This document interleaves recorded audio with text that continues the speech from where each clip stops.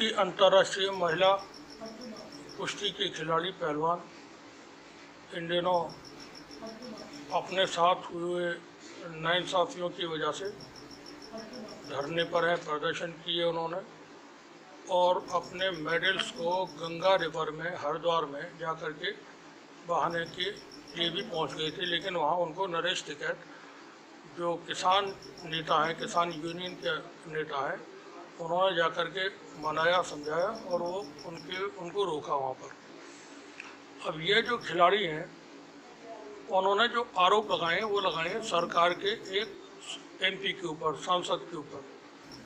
और इन सांसद का नाम है बृजभूषण शरण सिंह।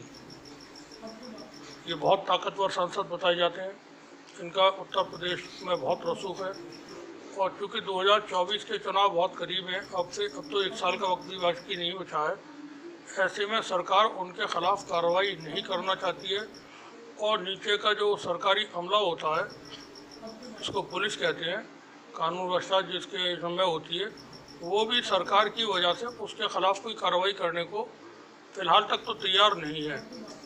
सुप्रीम कोर्ट के दखल देने के बाद बृजभूषण के खिलाफ FIR दर्ज हुई और उस FIR के मुताबिक जो उस पर धाराएँ लगाई गई हैं, 24 घंटे में किसी भी सामान्य व्यक्ति, कोई भी व्यक्ति जिसके ऊपर ये धारा लगेगी, उसकी गिरफ्तारी करना होती है। लेकिन अब तक तकरीबन 1 महीना ही होने को है जब FIR का आदेश हुआ था और FIR दर्ज की गई थी, मगर अभी तक बृजभूषण की गिरफ्तारी नहीं हुई है। वजह सबको पता है क्यों नहीं हो रही है। खिलाड़ी परेशान है, पूरे देश में इस वक्त एक तरह से माहौल खिलाड़ियों के समर्थन में भी है और उनके खिलाफ भी है। लोग बटे हुए हैं, बृजभूषण के समर्थक भी बहुत सारे लोग हैं और वो सोशल मीडिया पर बड़ी गंदी गंदी बातें कहते हैं और वो ट्वीट उनके फेसबुक पे और ट्विटर पे ट्वीट वगैरह उनके मौजूद हैं। अयोध्या के साधु संतों का वीडियो भी मौजूद है जो वो बृजभूषण का समर्थन करते हुए उस वीडियो में नज़र आ रहे हैं। अब ये तमाम चीज़ें चल रही हैं। एक घटना भारत में और हुई थी, वो हुई थी 2013 में। 2013 में दिल्ली के अंदर एक लड़की के साथ, जिसका नाम निर्भया था, बहुत ही खौफनाक, दर्दनाक, हिला देने वाली वारदात अंजाम दी गई थी और उसमें जो निर्भया थी उसकी जान भी चली गई थी बाद में। लेकिन उस वक्त की जो कांग्रेस की सरकार थी उसने उसको फ़ौरन इलाज हुआ, इलाज होने के साथ साथ उसको फ़ौरन सिंगापुर भिजवाया ताकि बहुत अच्छा इलाज हो सके, लेकिन वो नहीं बच सकी। उसकी ज़िंदगी उतनी ही थी और वो ख़त्म हो गई। तो इस दौरान राहुल गांधी ने बहुत खामोशी के साथ निर्भया के परिवार के लोगों से संपर्क किया, संपर्क रखा, उनके भाई को की पढ़ाई में मदद की और वो पायलट वगैरह बने, आगे चल के। और ये बात मरहूम निर्भया के भाई ने ही एक टेलीविज़न इंटरव्यू में बताई थी कि राहुल गांधी ने इस तरह से मेरी मदद की थी। उस समय निर्भया के पक्ष में दिल्ली में जनता हुजूम की शक्ल में निकल आई थी। रातों को मार्च हो रहे थे, कैंडल मार्च हो रहे थे, बहुत भीड़ थी और नेशनल मीडिया जो था निर्भया को लेकर के उसने बहुत ज़बरदस्त रिपोर्टिंग की थी। आज के वक्त में अब निर्भया को देखें और ये खिलाड़ियों को, तो वो चीज़ें आपको नेशनल टेलीविज़न पे नहीं मिलेंगी, क्योंकि मामला एक सरकार के सांसद से जुड़ा हुआ है। सांसद पावरफुल है जैसा रिपोर्टों में आता है। अब लोग क्यों नहीं निकल रहे दिल्ली की सड़कों पर? किसान पहुंच जाते हैं, बाकी जो हमारी सिविल सोसाइटी कहलाती है या हमारा मिडिल क्लास है या और जो बड़े अच्छे लोग हैं, ताकतवर लोग हैं, वो खामोश घरों में क्यों बैठे हुए हैं? तो बता दें 2013 में जो लोग निकले थे वो, चूँकि देश में संवेदनशीलता या खत्म नहीं है, लोगों में खत्म हो चुकी है लगभग। किसी के साथ कुछ भी होता रहे वो उसको बुरा कहने तक तो सीमित है, लेकिन उसका साथ देने को तैयार नहीं होते हैं। लोग मारे जा रहे होते हैं, जनता पब्लिक के सामने मारे जा रहे होते हैं, सरे राह मारे जा रहे होते हैं, पीटे जा रहे होते हैं और लोग खामोशी के साथ देखते रहते हैं या वीडियो बनाते रहते हैं अपने मोबाइल से मरने वाला मर जाता है, सड़क पे ही मर जाता है, दम तोड़ देता है। ऐसा हादसों में भी होता है और दुश्मनियों में भी, और उसकी मदद के लिए लोग नहीं आते हैं। ये संवेदनहीन समाज बन चुका है। निर्भया के वक्त में जो लोग आए थे निकल के, क्योंकि एक माहौल कांग्रेस के खिलाफ बना हुआ था, उसमें आरएसएस ने अपने कैडर को भी भेजा, और जो उनके अपने संगठनों से, अपने आरएसएस के संगठन से जुड़े हुए दूसरे संगठन के लोग हैं, उनको भी वहाँ भेजा, और एक बड़ा शानदार प्रदर्शन उस दौरान होते थे। उसमें हम आरएसएस को यहाँ क्रिटिसाइज नहीं करेंगे, वो पॉलिटिकल था, क्या था वो अलग बात है, लेकिन निर्भया के लिए बोले वो एक अच्छी बात है। अब किसानों के, अब ये जो खिलाड़ियों के साथ जो इंटरनेशनल खिलाड़ी हैं, इन्होंने गोल्ड मेडल जीते हुए हैं और सिल्वर मेडल, ब्रॉन्ज मेडल बड़े बड़े इवेंट्स में, ओलंपिक में, कॉमनवेल्थ गेम्स में, एशियाड में, नेशनल लेवल पर, उनके लिए कोई बोलने को तैयार नहीं है। भारत की इस वक्त मौजूदा संसद में सत्ताधारी पक्ष के पास बहुत सारी महिला सांसद हैं, मिनिस्टर्स हैं, कोई एक भी इस मुद्दे पर बोलने को तैयार नहीं है। अब मसला क्या है इसमें, वजह क्या है? क्या लोगों के लिए सब कुछ सत्ता ही होनी चाहिए?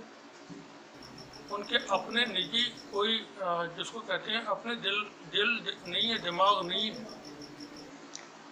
तो वजह यह कि सत्ता जो है, उसका जो सुख है, उसमें जो आराम है, उसमें जो दौलत है, उसमें जो ग्लैमर है, वो दुनिया में है नहीं कहीं भी। भारत का सबसे बड़ा स्टार है शाहरुख खान। शाहरुख खान को देखने के लिए, उसको सुनने के लिए इतने लोग नहीं आएंगे जितना एक पॉलिटिकल पर्सन को देखने के लिए आ जाएंगे या जमा कर लिए जाएंगे। प्रधानमंत्री के कार्यक्रम होते हैं, शो होते हैं, रोड शो वगैरह, उनकी सभाएं होती हैं, उसमें लाखों लाख लोगों को जमा कर लिया जाता है। जिस जगह रैली हो रही होती है या सभा हो रही होती है, तो उससे 100-100, 200 किलोमीटर दूर दूसरे राज्यों से बसों में भर के लोगों को बुलाया जाता है, और लोग आते हैं, सुनते हैं उनको, तालियां भी बजाते हैं, खुश भी होते हैं और नारे भी लगाते हैं। यही सब लोग जब कोई मुद्दा होता है, बिल्कुल जेन्युइन मुद्दा होता है, उस पर कहाँ चले जाते हैं? असल में हमारी ये जो दुनिया है, ये दुनिया कभी अच्छे लोगों के साथ खड़ी नहीं हुई है। वो उनको जब वो नहीं रहते हैं, मर जाते हैं, तब जा कर के याद करते हैं और उनकी बातों को बताते हैं लोगों को, बड़ा अच्छा था, अच्छे लोग थे, ईमानदार था, ऐसा था, वैसा था। लेकिन जब तक वो जिंदा रहता है, तब तक उसकी अहमियत या कद्र नहीं करते हैं। ये दुनिया का एक रहा है इस तरह का माहौल। हम देखेंगे बहुत सारे मिसाल इसमें मिलेंगी। अरस्तु से लेकर के, प्लेटो से लेकर के, जेम्स मिल से लेकर के, सोक्रेटिस से लेकर के, इमाम अबू हनीफा है, मोहम्मद बिन कासिम है, बहुत सारे हमारे पास एग्जाम्पल्स हैं। जब वो थे, उनके साथ हमारे ही लोगों ने, हमारे ही समाज के लोगों ने, या वो जिस देश में थे उस देश के लोगों ने क्या हाल किए उनके। किसी को जहर दे करके मारा, किसी के जिस्म से खाल खींच ली गई, किसी को तड़पा के मारा। आप उनको किताबें पढ़ाते हैं और उनकी बताई हुई बातों पर कहते हैं कि अमल करो। जब वो जिंदा थे तब उनकी कोई अहमियत नहीं रखी गई थी। सत्ता ने और धर्म ने हमेशा समाज को दिशाहीन बनाने के काम किए हैं। अगर अच्छी सत्ता होती है धर्म के हिसाब से, अगर धार्मिक लोग अच्छे होते हैं, वो एक खूबसूरत समाज बनाते हैं, सब खूबसूरत देश बनाते हैं, लोगों को अच्छाई की तरफ ले जाते हैं, तरक्की की तरफ। लेकिन वही धर्म या वही सत्ता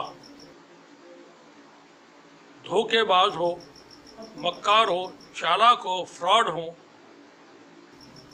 तब वहाँ चीज़ें मुख्तलिफ होती हैं।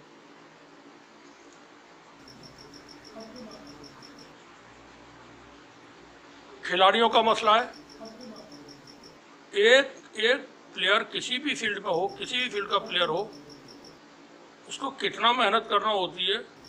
5 मिनट की कुश्ती अगर किसी को अखाड़े में, दंगल में लड़नी है या मैट पे लड़ना है, उसके लिए कई कई घंटों महीनों तक उसको तैयारी करना होती है।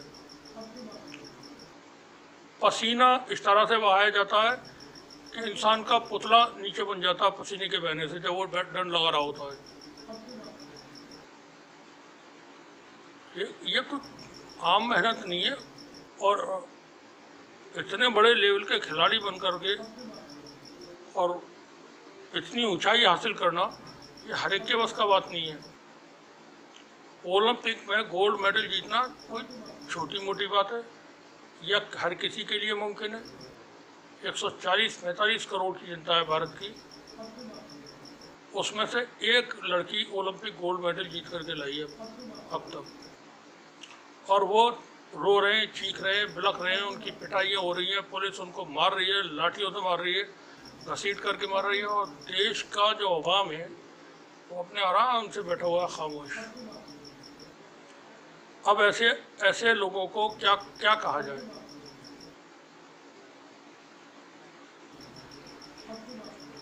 और जो सत्ता है उसको क्या कहा जाए? सत्ता के जो मिजाज हैं वो उसकी हिस्ट्री क्या है, पॉलिटिकल पार्टी है, उसका विजन क्या है, ये चीज़ें भी मैटर करती हैं, और वो बहुत ज़्यादा मैटर करती हैं। भारतीय जनता पार्टी में अब तक दर्जनों लोगों के नाम सामने आ चुके हैं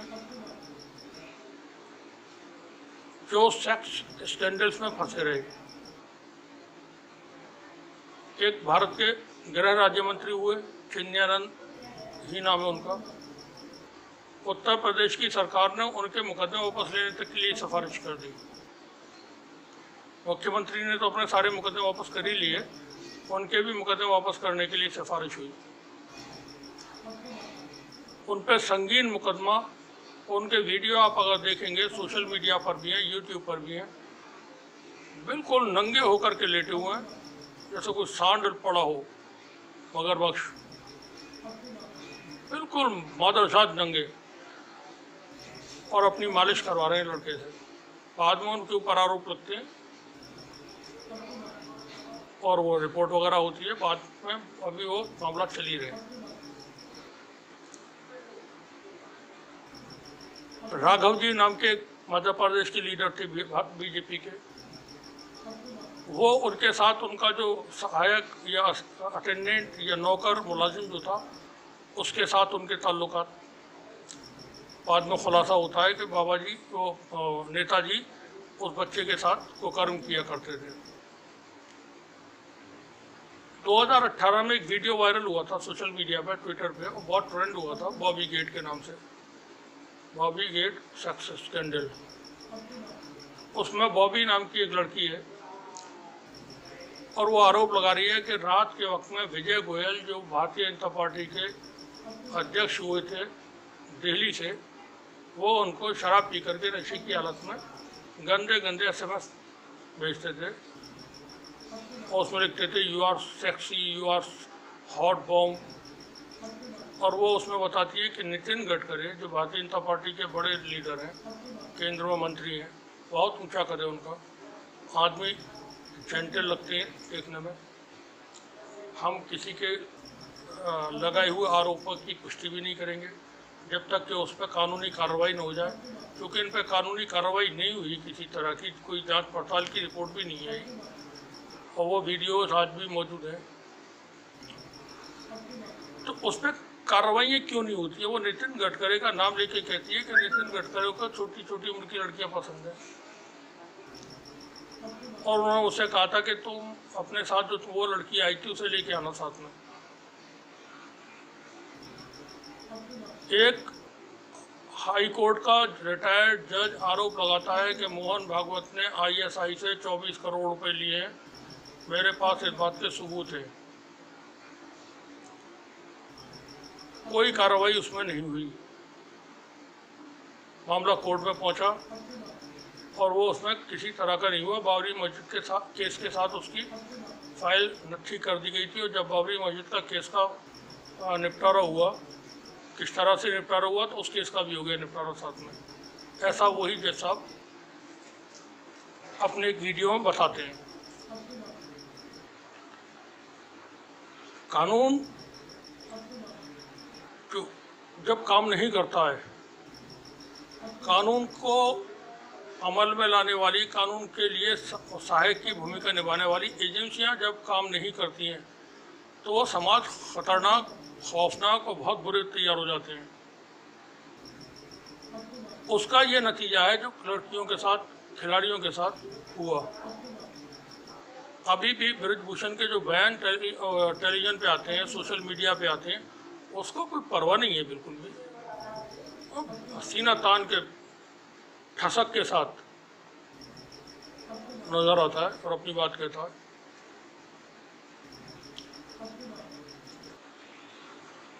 अब वो जिस दम पे ये बात कहता है उसको मालूम है कि हमारी जो सत्ता है वो मेरे खिलाफ काम नहीं करेगी।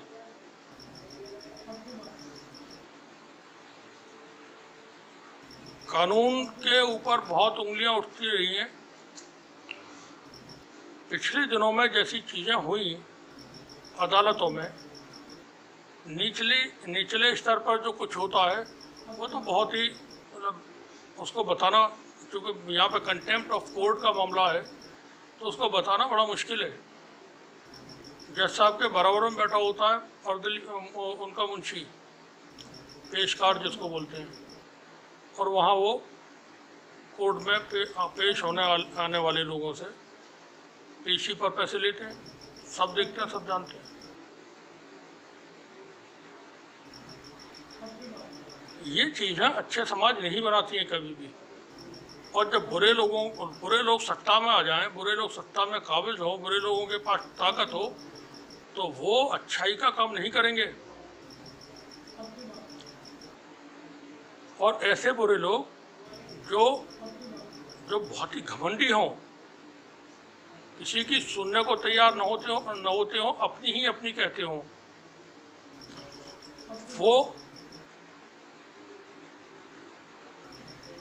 कानून को ठेंगा दिखाते हैं हर मौके पर, और कानून भी उनके सामने बेबस नजर आता है।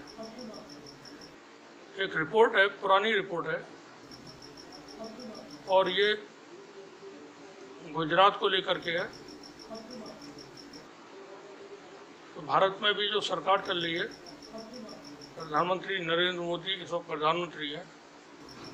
प्रधानमंत्री बनने से पहले गुजरात के मुख्यमंत्री भी हुआ करते थे, और लगभग 30 साल तक उन्होंने कभी ये नहीं बताया था कि मेरी शादी हो चुकी है। बाद में, अब ये छिपाने की क्या बात थी इसको, I am married. Social media पर भी अकाउंट बनाते हैं, वहाँ भी ऑप्शन आता है मैरिड, अनमैरिड, मेल, फीमेल। तो उसे बताने में क्या प्रॉब्लम थी?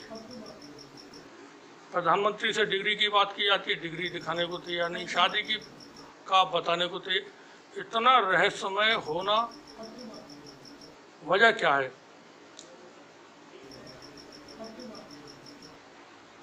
जब हम साइकोलॉजिकल वे में इसकी तफ्तीश करेंगे तो मालूम होता है behind everything there is a crime.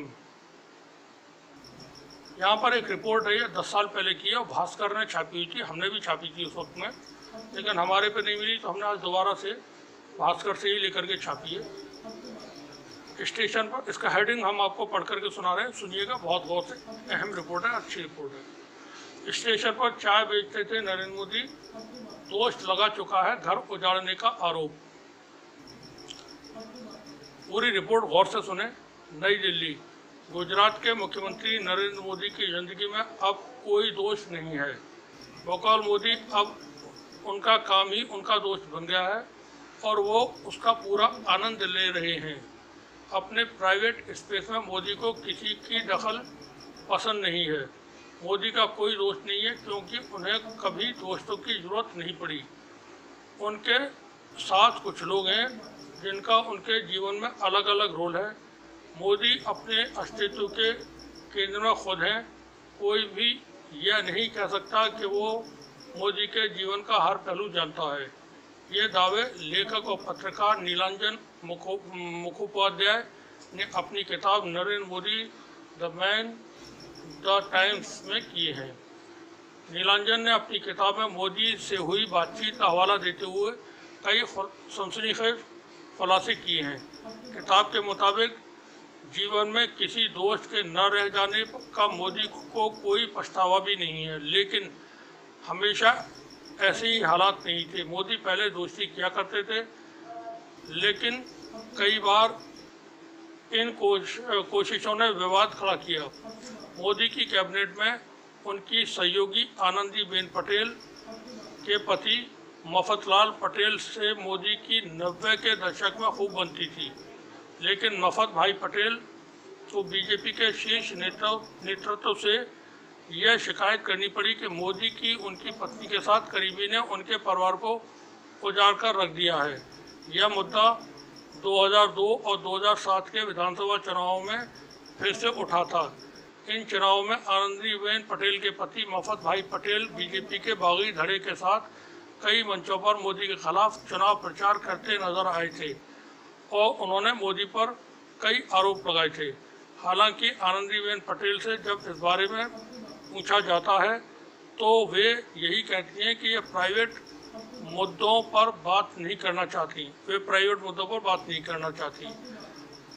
Anandiben Patel Narendra Modi के कितने करीब हैं, इस बात का पता उन खबरों से चलता है जिसमें कहा जाता है कि राष्ट्रीय राजनीति में पूरी तरह से कूदने की स्थिति में मोदी जिन लोगों को गुजरात की कमान सौंप सकते हैं उनमें आनंदीबेन पटेल और सौरभ पटेल के नाम सबसे ऊपर है।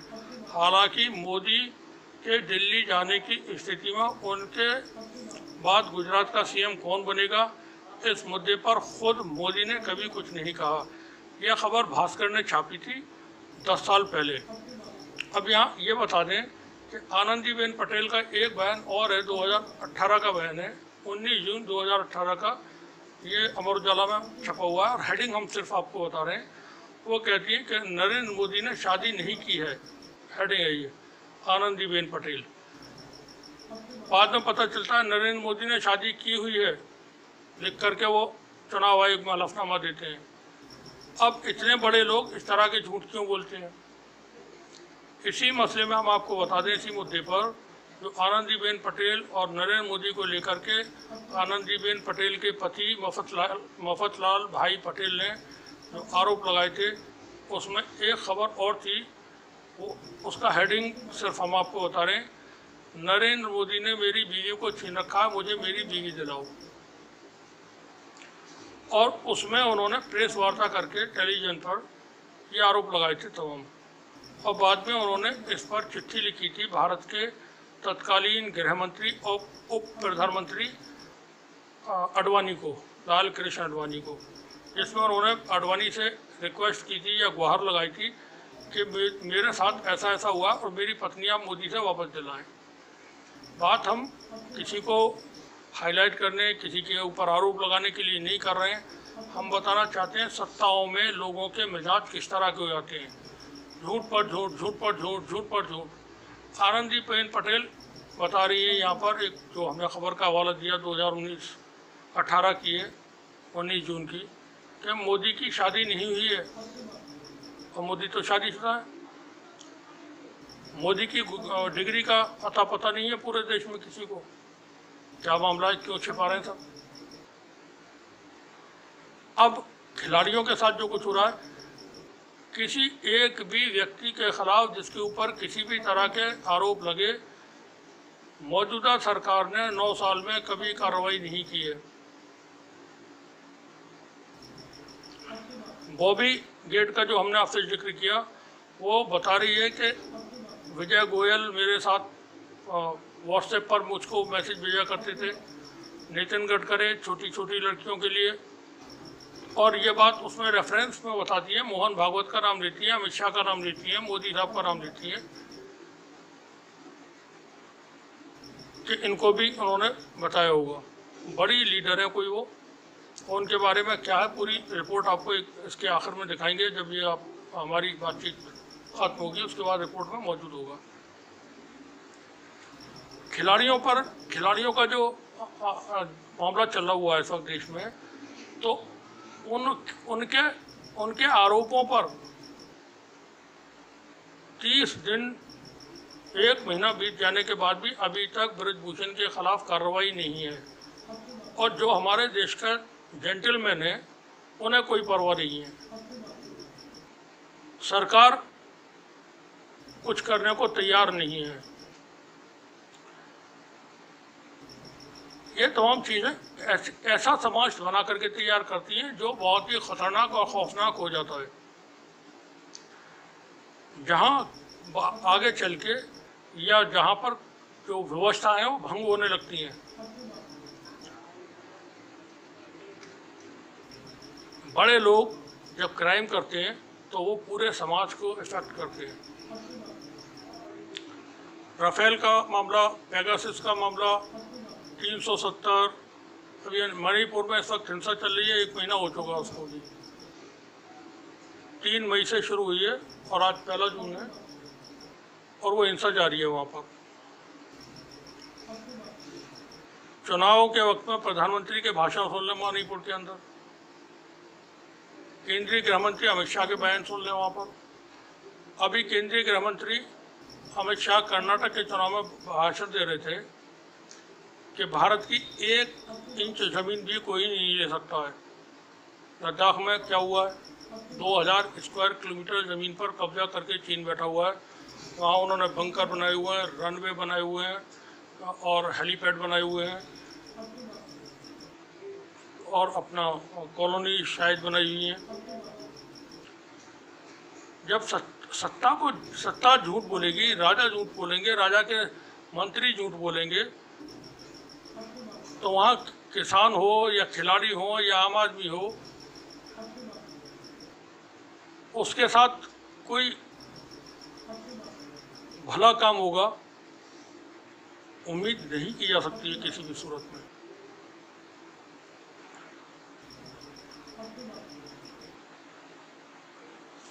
कितने सारे मामला, नेताओं की तस्वीरें आप देखिए, नेताओं के वीडियो देखिए, उन लोगों के साथ जो रेपिस्ट हैं, जो एंटी नेशन लोग हैं, बड़े बड़े दिग्गज नेता देश के, उनके पैरों में पड़े हुए हैं। आशाराम का एक वीडियो सोशल मीडिया पे, वो स्टिंग ऑपरेशन हुआ था, शायद तहलका वालों का ऑपरेशन था वो, उसमें वो कह रहे हैं कि किसी के पास विदेशी पैसा है और वो तो उसको बदलने के लिए तैयार है। दाती महाराज का स्टिंग ऑपरेशन हुआ था। ये बहुत बड़े धर्मगुरु थे जो रात को टेलीविज़न पे प्रोग्राम उनके आया करते थे और लोगों का बताते थे भविष्य क्या होने वाला है, और बताते थे कि मुझसे पूछकर मौत आती है किसी की भी। दाती महाराज से पूछ लेती है पहले, जो देवता है भैंसी पे बैठ करके चलते हैं, यमराज, उनसे पहले कंफर्म कर लेते हैं कि इसको मारना नहीं मारना है। उनका एक स्टिंग ऑपरेशन हुआ था, उसमें बता रहे थे कि एक मूर्ति आपको बनवा के लानी है अलीगढ़ से, और वो कंपनी का नाम भी बता रहे थे, उनके यहाँ से बनवा के लानी है, और पूरी फीस जो भी कुछ था वो लंबा चौड़ा एक हिसाब था। 55-54 लाख रुपए की वो मूर्ति बैठ रही थी उस वक्त, जैसा ध्यान है हमको। धर्म और सत्ता, इसका एक नशा अलग होता है। और हमने अपनी पिछली रिपोर्ट में बताया था, वो यूरोप के ऊपर रिपोर्ट थी, उसमें कुछ भारत के भी हालात थे। वहाँ यूरोप के पादरी, रोम के पादरी जन्नत के टिकट बेचते थे लोगों को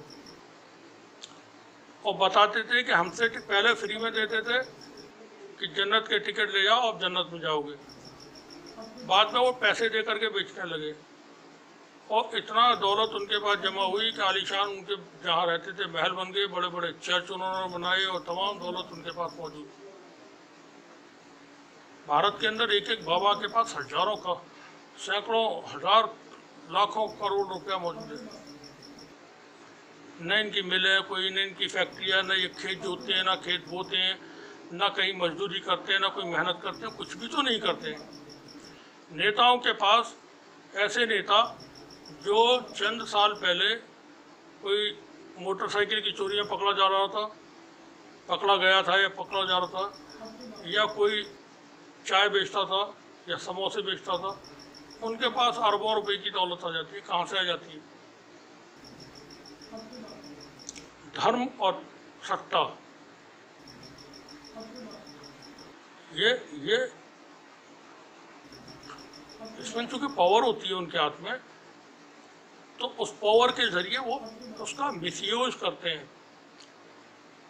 इतना मिसयूज होता है कि रंजन गोगोई रिटायरमेंट होता है उनका और राज्यसभा पहुंच जाते हैं। जो न्यायाधीश थे, सुप्रीम कोर्ट के चीफ जस्टिस थे, क्योंकि सरकार के मुताबिक या एक संगठन की मंशा के मुताबिक उन्होंने फैसला दिया था, उसको इनाम देना था, इनाम मिला उसको। काल्पनिक दुश्मन समाज में खड़े किए जाते हैं सत्ताओं के जरिए, धार्मिक संगठनों के जरिए। मुसलमान कोई किसी बात पे बोलता है पाकिस्तान चले जाओ, देश निकाला दो इसको, यहीं का खाते हो, हमारे देश का खाते हो, तुम्हारे अब्बाजी का देश है, इसी देश का खाते हो, इसी के इस तरह की बातें होती हैं। डीप स्टेट, हम लोग बहुत सारे लोगों का ये ख्याल रहता है, थोड़ा सा हम अलग बात कर रहे हैं कि हमने वोट दिया और सरकार को, हमारे वोट से सरकार बन गई। लेकिन सरकार के अलग भी एक सरकार होती है जिसको डीप स्टेट बोलते हैं। वो डीप स्टेट तय करता है किसकी सरकार बनवानी है, किस देश में सरकार गिरवानी है, किस देश में आतंकवाद फैलवाना है, किस देश में धमाके होने हैं। यहाँ तक तय होते हैं कि सरकार किसी भी देश की बन रही है तो उसमें मिनिस्टर्स कौन कौन लोग होंगे और उनको मिनिस्ट्री किसको कौन से विभाग की देनी है, ये डीप स्टेट तय करते हैं। आम आदमी समझता है कि हमने वोट दे दिया और हमारे वोट से सरकार बन गई, क्योंकि लोगों को जो चीज़ें होती हैं वो जो नज़र आती हैं वो सियासत, राजनीति में तो होता नहीं।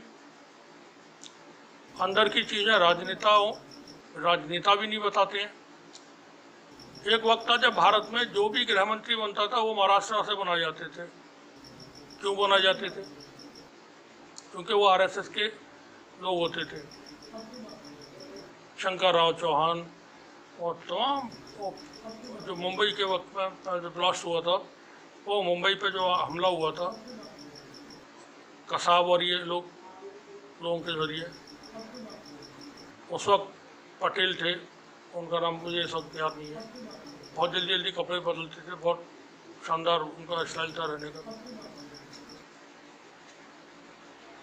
सुशील कुमार शिंदे हुए बाद में,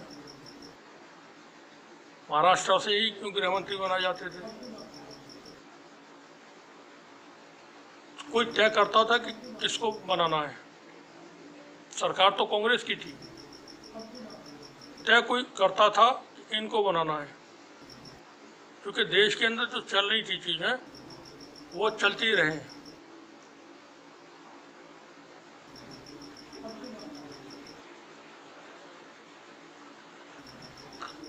जो खिलाड़ियों के साथ चीज़ें हुई हैं, निर्भया के वक्त में आंदोलन हुए थे, अब क्यों नहीं हो रही हैं? लोग कहाँ चले गए? वो बोलने को अब तैयार नहीं है, सब कुछ सहने के लिए तैयार है। नोटबंदी हुई, नोटबंदी में सैकड़ों लोग मारे गए, लाइनों में लगे हुए हैं, तड़प रहे हैं धूप में, गर्मी में, और सड़कों पे धक्के खा रहे हैं। लॉकडाउन हो गया, ताली और थाली बजा रहे हैं आप। सिलेंडर के लिए भागे फिर रहे हैं, अस्पतालों के बाहर दम तोड़ रहे हैं, और लोग उस वक्त ही सलाह मशवरा दे रहे थे। एक बाबा तो वो एयरपोर्ट पे पहुंच गए दिल्ली कि आने वाले मुसाफिरों को पवित्र किया जाएगा गौमूत्र छिड़क कर उनके ऊपर, और गौमूत्र पिलाकर, ताकि कोरोना ना हो। गौमूत्र पीने से कोरोना नहीं होगा। उन्होंने रिसर्च कर ली थी और उनको सब पता चल गया था, क्योंकि वो वैज्ञानिक आदमी थे। धर्म से थोड़ा सा ये काल्पनिक दुश्मनों को तैयार करती है कि हिंदू मुसलमान का दुश्मन है, मुसलमान हिंदू का दुश्मन है, ईसाई हिंदुओं के दुश्मन है, और ईसाई मिशनरियाँ यहाँ पर धार्मिक कन्वर्जन करा रहे हैं। मुसलमान जो है देश पर कब्जा कर लेंगे, 50 साल में इनकी जनसंख्या इतनी हो जाएगी ये पूरे देश पर राज करेंगे और पता नहीं क्या क्या करेंगे। असल मुद्दों की तरफ से लोगों का ध्यान पूरी तरह से हटा करके काल्पनिक चीज़ों पर रखा जाता है। लोगों को ये तमाम चीज़ें देखना चाहिए, समझना चाहिए और थोड़ा सा अपनी आंखें खोल करके उनसे देखना चाहिए। तबाही की तरफ देश को न ले जाएं सब लोग मिलकर के कानून के हिसाब से, कानून के मुताबिक देश चले, इंसाफ हो। जो भी समाज, कोई भी समाज अगर इंसाफ का निज़ाम उसके अंदर नहीं है, नाइंसाफ़ी होती है, तो वो देश हमेशा पिछड़ जाते हैं और वहाँ पर तमाम तरह की मुश्किलें खड़ी हो जाती हैं। ये हमेशा याद रखें। जो खिलाड़ी परेशान हैं इस वक्त वो इज्जत के लायक हैं, उनका मान सम्मान होना चाहिए था। टेलीविज़न पे बात होती है बड़ी लंबी चौड़ी, आन बान शान। तुम लोग आन बान शान समझो क्या? आन बान शान समझ में आती होती तो इनके ऊपर लाठी चल रही होती है। ये इस तरह से परेशान होते हैं। हुक्म होता हर सरकार की तरफ से कि इसको पकड़ो, जेल में डालो। शुक्रिया आपका, बने रहिए हमारे साथ। और लास्ट में देखें बॉबी गेट से जुड़े हुए कुछ वीडियो जो सोशल मीडिया पे अभी भी मौजूद है। आपका शुक्रिया। भी फाइल पास करानी हो ना तो वो डरता है, उसको एक बार ये बोल दो बॉबी की फाइल है, उसको ये पता है मीडिया में दे देगी। बट मेरे को अमित शाह जी थे, नितिन गडकरी जी थे, मोहन भागवत जी थे, उन्होंने कहा बेटे आप क्या चाहते हो। मेरे को ये गुस्सा था, मैंने कहा किसी मेहनती लड़की को तो छोड़ दो आप लोग, हम अपने पर्सनल रिलेशन से किसी से भी दोस्ती करें। इसकी क्या हिम्मत औकात इसकी कि ये मुझे और बनिया की लड़कियों की तरह समझे। मेरे को इतने गंदे मैसेज करने की जरूरत क्या, और रीड करके दूसरे को भी दिखा रहा है कि बॉबी को मैंने मैसेज भेजे हुए। क्या हमारी सेल्फ रिस्पेक्ट नहीं है? तो उस टाइम में प्रदेश अध्यक्ष थे, उसी टाइम हटा दिया था इसको प्रदेश अध्यक्ष की पोस्ट से। मेरे को बोला कि आप मीडिया में, मैं इतनी गंदी नहीं हूँ, हम बहन भाइयों को भी परिवार में झगड़ा होता है कि हम उसको बाहर थोड़ी हाईलाइटेड करते हैं। मैं जिंदगी भर कभी मीडिया में नहीं दूंगी मैसेज। 3-3 करोड़ की आज भी ऑफर आई हुई कांग्रेस की तरफ से कि वो मैसेज दे दो बस। बट मुझे पता है, मैं जो आदमी अपने घर में नहीं घुस सकता, अपने बच्चों को प्यार नहीं कर सकता, वो आदमी को हम खुशनसीब कह सकते हैं क्या? ये रोज नई नई औरतें यूज करने से कोई खुशनसीब नहीं होता। जब आदमी को चाहे नमक की रोटी मिले बट अपने घर में मिले, उससे फायदा क्या है? उससे तो इमेज भी डाउन हो जाती है ना।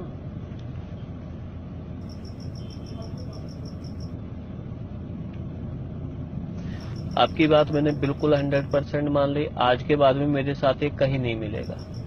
आपके साथ मिलने की बात नहीं भैया, आपको हेल्प भी करनी पड़ेगी मेरे साथ। बताइए। ये देखो, इनको आप जानते हो, बीजेपी के मिनिस्टर हैं, बहुत अच्छे से। इनको मैं ऐसे उंगली करके डांट रही हूँ। इनको मैंने काम सो पता इन्होंने नहीं किया। दोनों हाथ जोड़े, सबसे नालायक आदमी, दोनों हाथ जोड़ के खड़ा है और इसका पेशाब निकल जाता है अगर मैं इसको 2 मिनट और डांट देती। तो ये मेरी ही फोटो है और मैं इसको उंगली करके डरा रही हूँ। इतनी चलती है आपकी इस बहन की। मैं जिसको कहूँ ना उसको नंगा कर सकती हूँ। बहुत नालायक आदमी। विजय गोल के पर्सनल मैसेज है मेरे पास, उसने मुझे you are hot bomb, sexy bomb, ये मैसेज कर दिया दारू पी के रात को अपने पर्सनल नंबर से। आज उसको कोई भी फाइल पास करानी हो ना तो वो डरता है, उसको एक बार ये बोल दो बॉबी की फाइल है, उसको ये पता है मीडिया में दे देगी। बट मेरे को अमित शाह जी थे, नितिन गडकरी जी थे, मोहन भागवत जी थे, उन्होंने कहा बेटे आप क्या चाहते हो। मेरे को ये गुस्सा था, मैंने कहा किसी मेहनती लड़की को तो छोड़ दो आप लोग, हम अपने पर्सनल रिलेशन से किसी से भी दोस्ती करें। इसकी क्या हिम्मत औकात इसकी कि ये मुझे और बनिया की लड़कियों की तरह समझे। मेरे को इतने गंदे मैसेज करने की जरूरत क्या, और रीड करके दूसरे को भी दिखा रहा है कि बॉबी को मैंने मैसेज भेजे हुए। क्या हमारी सेल्फ रिस्पेक्ट नहीं है? तो उस टाइम में प्रदेश अध्यक्ष थे, उसी टाइम हटा दिया था इसको प्रदेश अध्यक्ष की पोस्ट से। मेरे को बोला कि आप मीडिया में, मैं इतनी गंदी नहीं हूँ, हम बहन भाइयों को भी परिवार में झगड़ा होता है कि हम उसको बाहर थोड़ी हाईलाइटेड करते हैं। मैं जिंदगी भर कभी मीडिया में नहीं दूंगी मैसेज। 3-3 करोड़ की आज भी ऑफर आई हुई कांग्रेस की तरफ से कि वो मैसेज दे दो बस। बट मुझे पता है मैं इस परिवार का हिस्सा, अच्छे इंसान।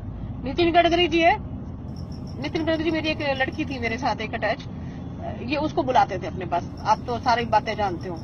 ये कभी जिंदगी में मेरे काम को मना नहीं करते। कहते हैं मैंने शेर देखी है, एक ही शेर नहीं देखी है, वो है बॉबी। मैं दीदी मैं इनको हड़का के काम लेती थी भैया सबसे। आपको बताऊं, जितने भी ये सब लोग हैं ना, अच्छे इंसान। नितिन गडकरी जी है, नितिन गडकरी जी मेरी एक लड़की थी मेरे साथ एक अटैच, ये उसको बुलाते थे अपने पास। आप तो सारी बातें जानते हो। ये कभी जिंदगी में मेरे काम को मना नहीं करते। कहते हैं मैंने शेर देखी है, एक ही शेर नहीं देखी है, वो है बॉबी। मैं दीदी मैं इनको हड़का के काम लेती थी भैया सबसे। आपको बताऊं, जितने भी ये सब पूरे दुनिया में इस्लाम का आक्रमण हुआ, स्पेन से मंगोलिया तक छा गया।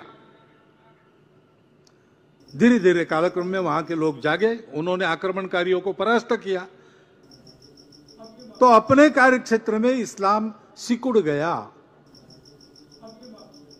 सब ने सब बदल दिया।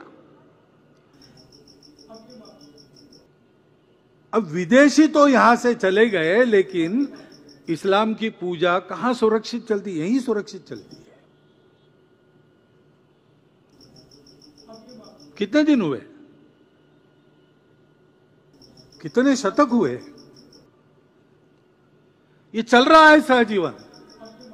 इसको न पहचानते हुए और आपस के भेदों को ही बरकरार रखने वाली नीति चलाना, ऐसा करेंगे तो कैसा होगा? किसी ने इसको समझाना चाहिए ना। ये समझदारी पक्की होती तो हम अलग दिखते हैं इसलिए अलग है, इस विचार से देश नहीं टूटता। सभी को यह समझना आवश्यक है। ये मातृभूमि हमारी है, ये भूलकर हमारी पूजाएं अलग अलग है, दो चार विदेशी भी है,